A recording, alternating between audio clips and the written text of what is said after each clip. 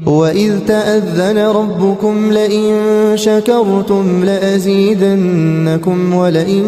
كَفَرْتُمْ إِنَّ عَذَابِي لَشَدِيدٌ وَقَالَ مُوسَىٰ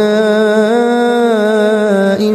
تَكْفُرُوا أَنتُمْ وَمَن فِي الْأَرْضِ جَمِيعًا فَإِنَّ اللَّهَ لَغَنِيٌّ حَمِيدٌ أَلَمْ يَأْتِكُمْ نَبَأُ الَّذِينَ مِن قَبْلِكُمْ قَوْمِ نُوحٍ وَعَادٍ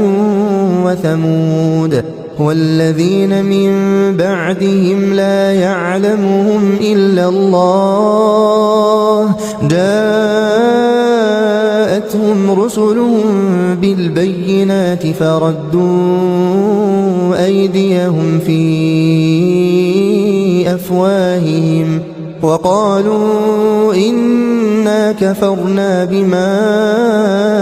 أُرْسِلْتُم بِهِ وَإِنَّا لَفِي شَكٍّ مِّمَّا تَدْعُونَنَا